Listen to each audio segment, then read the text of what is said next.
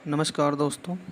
आज हम इस वीडियो में डिस्कस करेंगे चार धाम यात्रा की पूरी डिटेल्स। आप कैसे कैसे यमुनोत्री, गंगोत्री, केदारनाथ और बद्रीनाथ जा सकते हैं, पूरी डिटेल्स के साथ शेयर करेंगे।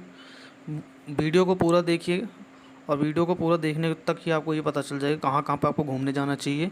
पूरी की पूरी डिटेल्स आ जाएगी आपके पास, आप आराम से देख सकते हैं। तो चलिए शुरू करते हैं वीडियो को। अगर आप हमारे चैनल पे नए हैं तो हमारे चैनल को सब्सक्राइब कर लें और चलिए वीडियो को शुरू करते हैं। चार धाम जो है ये उत्तराखंड में स्थित है। आप देख रहे होंगे ये से छोटा छोटा चार धाम भी कहा जाता है, जो उत्तराखंड का है। चार धाम की यात्रा दुनिया में सबसे पवित्र तीर्थ स्थान माना जाता है।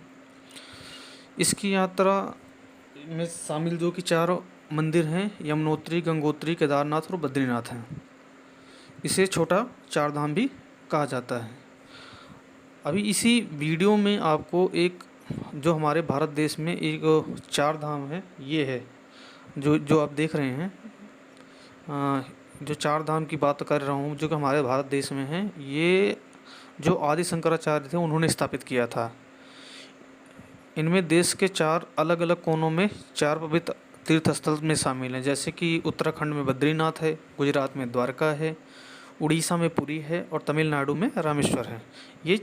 ये हमारे देश के चार धाम हैं। ठीक है। अब जो छोटा चार धाम की यात्रा कि सभी पवित्र स्थल अलग अलग देवी देवताओं को समर्पित हैं। जैसे कि केदारनाथ धाम जो है 12 ज्योतिर्लिंगों में से एक है। तो ये काफ़ी अच्छी बात है कि अगर आप कोई जाता है 12 ज्योतिर्लिंगों में से एक भगवान शिव का दर्शन करने के लिए। और वहीं पे बद्रीनाथ धाम आपको पता ही है, भगवान विष्णु को समर्पित है। गंगोत्री माँ गंगा को और यमुनोत्री माता यमुना को समर्पित है। चार धाम की यात्रा अगर आप शुरू करना चाहते हैं तो आप ये देख सकते हैं, मैंने लगा रखा है कि कैसे ईजिली रास्ता तो मैं आपको बता ही दूंगा। इसके अलावा कुछ जान लेते हैं डिटेल्स। चार धाम यात्रा अगर आपको शुरू करनी है, सबसे पहले आपको ऑनलाइन रजिस्ट्रेशन करवाना पड़ता है, क्योंकि आप चारों जगह जा रहे होगे तो बहुत सारी जगह चेकिंग होती है। लेकिन अगर आपके पास पास होता है तो आपका टाइम हर जगह बच जाता है। नहीं तो आप जिस जगह जाओगे, जैसे कि यमुनोत्री जाते हो वहाँ का रजिस्ट्रेशन करवाओ, फिर वहाँ का करवाओ, ऐसे में प्रॉब्लम हो सकती है। तो आप ये पहले ही कर लो, सुनिश्चित कर लो कि आपको चार धाम जाना है तो आप यात्रा करवा लो। और यहाँ चार धाम की यात्रा करने के लिए ये लगा लो कि नॉर्मली एक हफ्ते का टाइम होता, एक हफ्ते का टाइम लगता है कि हर जगह आप नहीं घूमते तब। लेकिन अगर आप हर जगह घूमोगे तो एटलीस्ट आपको कम से कम 10 दिन का समय भी लग सकता है, अगर मौसम नहीं ख़राब हुआ तो। अगर मौसम ज़्यादा ख़राब हुआ तब 10 दिन तक भी लग सकता है। तो चार धाम यात्रा के लिए पंजीकरण अनिवार्य है, जो कि चार धाम यात्रा की आधिकारिक वेबसाइट से ऑनलाइन आप कर सकते हैं। ठीक है। और ऑफलाइन अगर आप जैसे कि नॉर्मली आप ऑफलाइन जाते हो तो हरिद्वार रेलवे स्टेशन के पास से आप करवा सकते हो, या ऋषिकेश बस स्टैंड के पास से, जानकी पट्टी या गुप्त काशी, ये सारी जगह का नाम है। गंगोत्री, फटा, सोनप्रयाग, केदारनाथ, गोविंद घाट, उत्तराखंड, यहाँ से आप ऑफलाइन भी ले सकते हो। लेकिन बस वही है, वहाँ पर क्या पता कितनी भीड़ हो, तो इससे अच्छा है कि आप ऑनलाइन ही ले लो और ज़्यादा समय भी नहीं लगता है, इनकी ऑफिशियल वेबसाइट में मिल जाता है। ठीक है। ऑफिशियल वेबसाइट पे अगर आप ले लेते हैं, इसके बाद आपको अपने जो जो डॉक्यूमेंट्स हैं वो देने पड़ते हैं। उसके आपका पहचान पत्र के हिसाब से एक आपको बना के दे दिया जाता है पास, और वही पास आपको पूरे उत्तराखंड में काम आता रहेगा जब तक आपको ये करनी होती है। ठीक है। अब आगे बढ़ते हैं कि यात्रा शुरू कहाँ से करनी है। आप अगर आपने देखा होगा तो सबसे अच्छी बात तो ये है कि अगर आपको शुरू करनी है, पहली बात तो है कहीं से भी आप आओगे, आपको हरिद्वार, ऋषिकेश या देहरादून, ये तीन जगह ऐसी हैं जहाँ से आप यात्रा शुरू कर सकते हो। क्योंकि ये तीनों जगह से आपको बस, टैक्सी या कोई भी होती है सवारी आपको मिल जाती है ईजिली।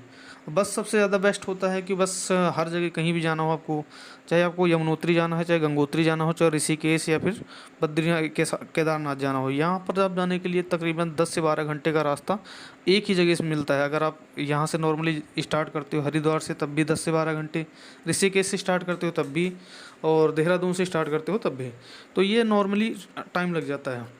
और दूसरी बात है कि ये यात्रा जब आप करने की सोच रहे हो तो अपने लिए मतलब जैसे कि वहाँ पर मौसम का कुछ पता होता नहीं है, आप पहाड़ों के बीच में जा रहे हो तो कुछ अपना गर्म जैकेट, दस्ताने, स्वेटर वगैरह, अपना रेन कोट वगैरह ले लो, क्योंकि कुछ भी पता नहीं होता कि कभी बर्फ़ पड़ने लगती है या कभी बारिश शुरू होने लगती है। और अपना जो शूज़ होता है, जूते होते हैं, वो ऐसे पहनो कि जो कि मतलब कंफर्टेबल हो। ऐसा ना हो कि फ़ैशन में तो लोग चले जाते हैं लेकिन बाद में वहाँ जाके प्रॉब्लम होती है। आगे बढ़ते हैं। जनरली आप हरिद्वार से शुरू कर सकते हैं। हरिद्वार से आपको बस मिल जाएगी, 700 से 800 रुपये का सरकारी बस का किराया होता है। आप गंगोत्री जाओ, यमुनोत्री जाओ, केदारनाथ जाओ या फिर बद्रीनाथ जाओ, तो ये यहाँ से आप स्टार्ट कर सकते हो। लेकिन अगर आप चारों धाम को अगर मान रखा है कि हमें जाना है, तो उसके हिसाब से अगर आप जाते हैं तो आप ये लगा लो कि अगर एक लाइन से लगाया जाए तो पहले आपको जाना पड़ेगा यमुनोत्री, फिर जाना पड़ेगा गंगोत्री, फिर जाना पड़ेगा केदारनाथ, लास्ट में जाओगे बद्रीनाथ। इसी तरीके से 4 धाम यात्रा आप कहीं भी जाते हो, इसी तरीके से आप ये फ़ोटो में भी देख सकते हैं, या जो वीडियो चल रही है इसमें भी देख सकते हैं। तो बात करते हैं सर्दियों में केदारनाथ की मूर्तियाँ ऊखीमठ ओंकारेश्वर मंदिर एवं बद्रीनाथ की मूर्तियां में जोशीमठ हस्तांतरित हो जाती हैं। जैसे कि सर्दियां जब आ जाती हैं तो आपको पता है 6 महीने के लिए बंद हो जाती हैं मूर्तियां। तो जो इनकी जो जो जैसे केदारनाथ की भगवान शिव की मूर्ति है, हालांकि वो तो धरती में है, लेकिन जो एक पारंपरिक जिसकी डेली पूजा की जाती है, वो मूर्ति वहाँ से हटाकर वो उस मूर्ति को एक जगह है ओंकारेश्वर मंदिर, ठीक है। और बद्रीनाथ में जो मूर्ति है, जिसकी डेली पूजा अर्चना की जाती है, उस मूर्ति को उठाकर जोशीमठ में स्थानांतरित कर दिया जाता है। भक्त वहाँ भी जाकर दर्शन कर सकते हैं जब 6 महीने मंदिर बंद रहता है। हालांकि ये वो दर्शन नहीं होता जहाँ पर जो कहते हैं कि हमारे जो पौराणिक कथाओं के अनुसार दर्शन किए जाते हैं, ये वाले दर्शन नहीं होते। 4 धाम यात्रा में 4 पवित्र स्थान शामिल हैं, जो कि उत्तराखंड के गढ़वाल के हिमालय के गोद में स्थित हैं। तो जो हिमालयन है उसी में वहीं पर 4 धाम आप देख सकते हैं मैप में कि आप कैसे कैसे आराम से जा सकते हैं। और अब बात करते हैं कि अगर आप यमुनोत्री जाना, जैसे हरिद्वार आप पहुंच गए, हरिद्वार से यमुनोत्री के लिए आप जाना चाहते हैं, तो एक चीज़ जाना है तो है, लेकिन प्लान कैसे करें ये समझ लो। यमुनोत्री जो खुलता है वो 3 मई का, मतलब इसकी हमेशा जैसे अक्षय तृतीया आती है तभी मंदिर खुलता है। तो अगर आपको जाने का प्लान बनाना है तो आपको ये समझ लो कि 1-2 दिन पहले ही, मतलब कि अगर आप 2 तारीख को पहुंच जाओ हरिद्वार, तो 3 तारीख को आप समझ लो कि अच्छे से आप दर्शन कर सकते हो यमुनोत्री को। वैसे स्टार्टिंग जब होती है तो भीड़ बहुत ज़्यादा होती है, वहाँ पर कुछ पर्व भी मनाया जाता है उस दिन, जिस दिन मंदिर खुलता है। तो बाकी यमुनोत्री अगर आप जाते हो तो वहाँ पर आसपास घूमने की जो जगह हैं, यमुनोत्री के पास जो घूमने की अच्छी जगह है वो है, एक जानकी पट्टी है, एक सूर्यकुंड है, एक खरसाली, जो मैंने आपको बताया होगा शनिदेव का मंदिर है, खरसाली शनिदेव का मंदिर काफ़ी फेमस है वहाँ पर, और जो भी वहाँ पर जाता है तो वहाँ पर एक बार जाता ही है हर हाल में। एक है सप्तऋषि कुंड की कहानी मैंने आपको यमुनोत्री वाला वीडियो आप देख सकते हो मेरा जाके, उसमें आपको बताया हुआ है, ठीक है। अगर आपको वहाँ से दर्शन हो जाता है, उसके बाद अब हम चलेंगे गंगोत्री की साइड। गंगोत्री जो है उत्तरकाशी ज़िले में ही स्थित है, और यहाँ पर अगर आप जाना चाहते हो तो सेम कंडीशन वहाँ की रहेगी, आप यहाँ पे जाइए।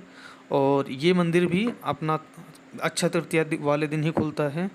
और यहाँ पर जो घूमने के स्थान हैं, क्योंकि आप कहीं भी जाते हो, मैं इसीलिए कह रहा हूँ कि जैसे कि आप 6 से 7 दिन नॉर्मली टाइम लगता है घूमने में, बट जब आप लोग घूमना स्टार्ट करते हो तो वहाँ पर कितना समय लगता है, ट्रैकिंग करने लगते हो पहाड़ों के बीच में, या फिर कोई झील देखने चले गए, या पहाड़ों के बीच में आप कोई घाटियाँ देखने चले गए, या कोई कुंड देखने चले गए, कितना समय लग जाता है पता ही नहीं चलता। एक ही चीज़ में पूरा दिन लग जाता है वो, हालाँकि ऐसा लगता है कि हो जाएगा लेकिन होता नहीं है।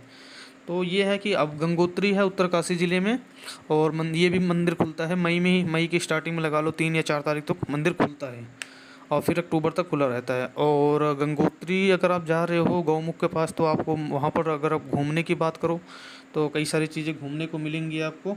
ये घूमने की जो जगह हैं मिलेंगी आपको मंदिर के पास, जो है एक तो भागीरथी शिला है, भैरव घाटी है, गौमुख है, सूर्यकुंड है, जलमग्न शिवलिंग है।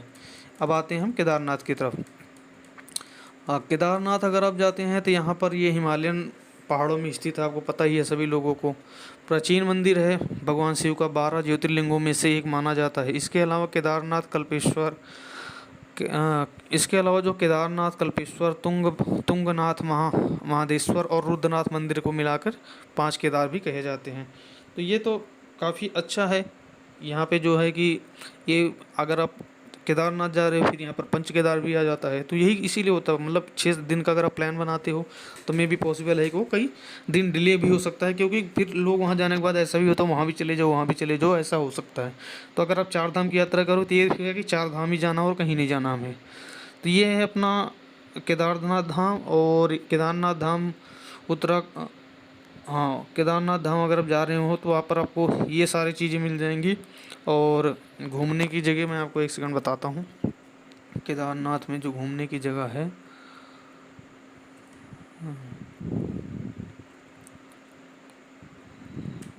यमुनोत्री, गंगोत्री, केदारनाथ में, हाँ केदारनाथ के आसपास जो घूमने की जगह है वो होगा, केदारनाथ के पास जो घूमने की जगह है वो है गौरीकुंड, भैरवनाथ मंदिर, तुंगनाथ, चंद्रशिला ट्रैक, वासुकी ताल व त्रिजुगी नारायण मंदिर। और केदारनाथ मंदिर तकरीबन 7 मई तक खुल जाता है लास्ट। इसके बाद आता है अपना जो है उत्तराखंड में ही स्थित चमोली डिस्ट्रिक्ट में बद्रीनाथ मंदिर, जो कि ये भी 7 से 8 मई के आसपास में खुल जाता है हर साल। पूजा विधि विधान की पूजा के साथ खुल जाता है। और भगवान विष्णु को समर्पित यह मंदिर जो है, इसके आसपास जो घूमने की जगह है यहाँ पर एक तो तप्त कुंड है ही, चरण पादुका, व्यास गुफा है, गणेश गुफा है, भीम पुल है, पांडुकेश्वर है, योग ध्यान मंदिर है, माना गांव और संतोपथ लेक है। तो ये सारी चीज़ें यहाँ पर आसपास जो मिल जाती हैं आसपास घूमने की। अब ये आप नक्शे में देख सकते हैं जो वीडियो में चल रहा है, यमुनोत्री है, गंगोत्री है, और ये हरिद्वार से भी आप देख सकते हैं कैसे कैसे अब जाया जा सकता है। वीडियो को लाइक करें और शेयर करें और चैनल को सब्सक्राइब करें। अगर कोई आपको इंक्वायरी लगती है तो आप मेरे को बता सकते हैं, मैं उसके ऊपर वीडियो बना दूंगा। एक बात और है कि अगर आप 4 धाम यात्रा करना चाहते हैं तो आप कोशिश करें कि मई में इस यात्रा को ख़त्म कर लें, क्योंकि जून आते आते क्या होता है ना कि मानसून आ जाते हैं। पूरा जो एनसीआर होता है या फिर लगा लो कि हमारे नॉर्थ साइड में, तो अगर मानसून आ जाता है तो भूस्खलन या लगा लो कि पहाड़ खिसकने की बहुत ज़्यादा संभावनाएं बढ़ जाती हैं जब बारिश ज़्यादा होती है।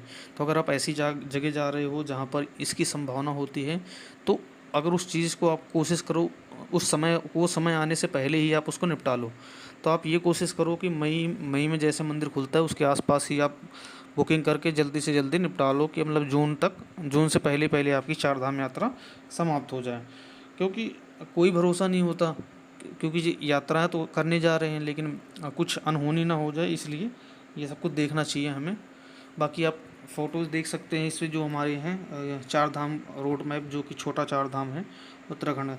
और इसके अलावा जो मैंने ये जगह बताई हुई यहाँ पर आप घूमने के लिए तो जा ही सकते हैं, जो सप्तऋषि कुंड है या फिर तप्त कुंड है।